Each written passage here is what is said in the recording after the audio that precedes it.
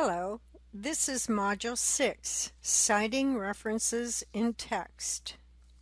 When writing papers or manuscripts, it is sometimes necessary to incorporate the work of other authors. When using the work of others, you must give them credit by properly citing your sources. Sources are cited to tell the reader where the information originated and to give credit to writers from whom you borrowed words, phrases, or ideas. Crediting others' works, such as information from an article, chapter, or book, implies that you have read the material personally. For more detailed information about citing references, please refer to Section 6 of the APA Manual.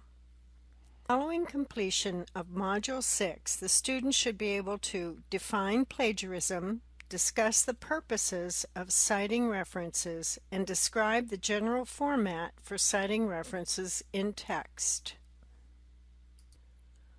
Authors use information from many sources when writing papers or manuscripts. It is essential to give credit when using ideas, theories, findings, or information from other authors. Plagiarism results from failing to cite quotations or ideas, failing to enclose quoted or borrowed material within quotation marks, and failing to summarize and paraphrase in your own words. Paraphrasing or describing another person's ideas without citing the source is also considered plagiarism.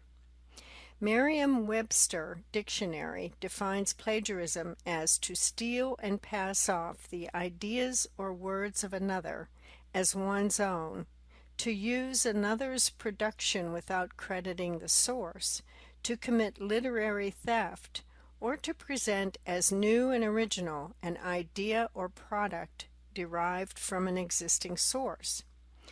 Faculty in the nursing program at St. Mary of the Woods College support the Woods Online Student Handbook section on plagiarism that states, "College work requires students to study and build upon the ideas of others.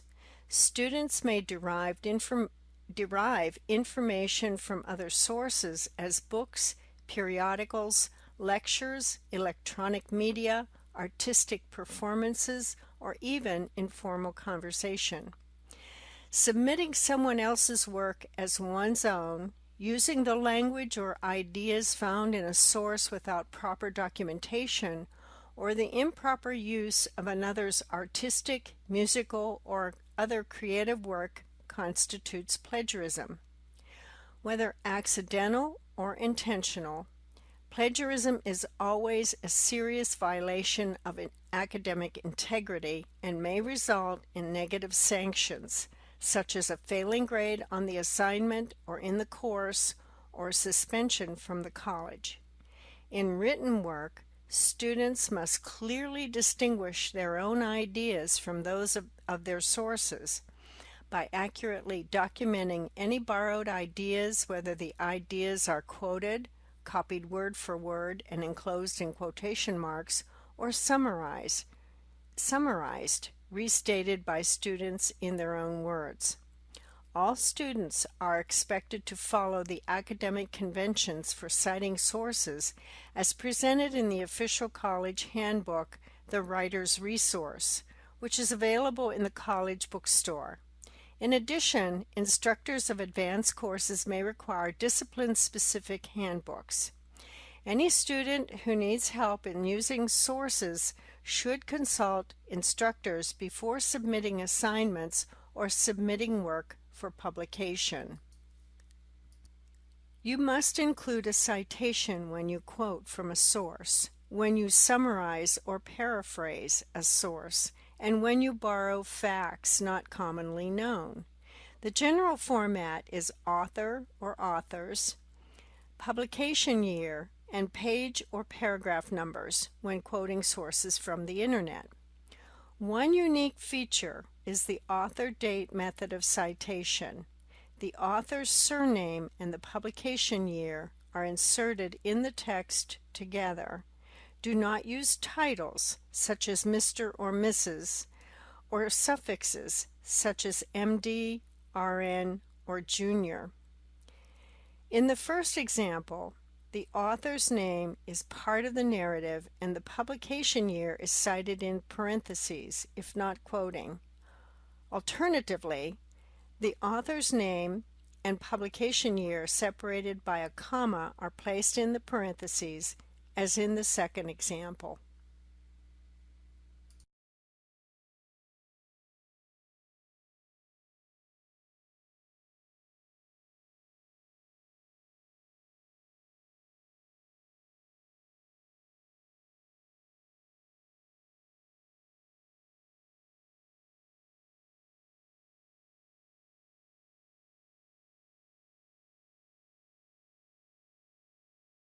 Writing will not be smooth when quoting too much. It is easier to incorporate words or phrases rather than whole paragraphs. When quoting, make sure that the quoted material is correctly written and punctuated. Quotations of fewer than 40 words are incorporated into text. If the quote has more than 40 words, use a block quote, and you can see more on this in section 6.03. Now let's look at the two examples to see how they differ. In example 1, introduce the quotation with the author's name and publication year in parentheses. Put the page number in parentheses after the quotation as follows.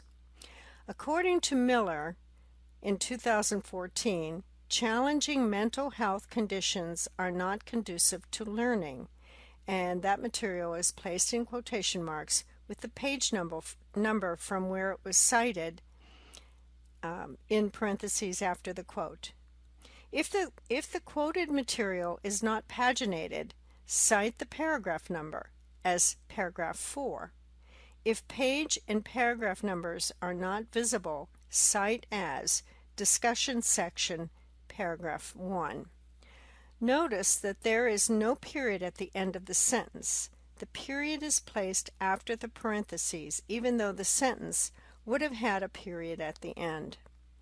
When the author is part of the narrative in a paragraph, the publication year is not included in subsequent non-parenthetical references as long as the work cannot be confused with other works, but is included in all parenthetical citations. In example 2, the author's surname, publication year, and page numbers are cited within the parentheses at the end of the paragraph. Remember, always use the author date method. If you separate any of the elements, the author's surname and publication year are always together. When both the author's name and year are in the parentheses, all subsequent citations within the paragraph must include the publication year.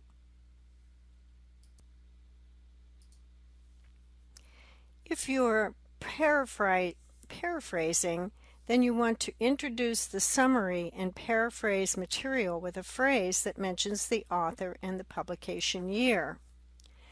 In this particular example, the original information stated, in a study of obesity rates, Miller in 2014 determined that the growing rate of childhood obesity led to chronic illnesses in adulthood. Although the current rate of obesity in children is 15%, this number is growing and places children at risk for cardiovascular, endocrine, and respiratory diseases later in life. However, in this particular example, it states Miller, 2014, advised the American Academy of Pediatrics that the current rate of childhood obesity at 15% places more children at risk, so the paraphrased material should be cited with the Miller information. This image is from sections 6.12 to 6.13, which talks about basic citation styles, but the table here is located on page 177, And it's basically an overview of how you cite more than one author or groups of authors in the text or in the references book, and it's quite a helpful table. We generally do not cite just one author. APA recommends that you cite at least 2 authors' works for each main point in your manuscript.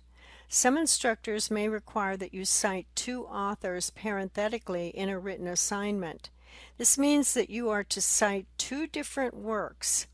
When citing 2 or more works together, arrange the in-text citations alphabetically in the same order in which they appear in the reference list, and see section 6.16 for more information about this. In the first example, it shows how to cite 2 different works. The citations are alphabetical by author's surnames, and each work is separated by a semicolon. When you cite the work of 2 authors, you must cite both names each time you refer to the reference in the text, as Smith and Jones 2010 or Smith and Jones 2010, as in the second examples. When you cite the work of 3 to 5 authors, you must cite all the authors' surnames in the first citation. In subsequent citations, cite only the first author's surname, followed by the phrase et al. Et al is not italicized, and it has a period after the al. Et al is Latin for and others. These last couple of slides are questions for you to answer about citing references. What is the order when citing 2 or more works within the same parentheses? A, alphabetically as they appear in the reference list. B, in order of importance. C, chronologically by publication year. Or D, printed works first, then electronically published works. The answer is A, alphabetically as they appear in the reference list. Any direct short quotation of text from a journal or a book must A, be accompanied by a reference citation, B, not include a page number in the citation, C, be used only with permission of the author, or D, be footnoted if copyrighted.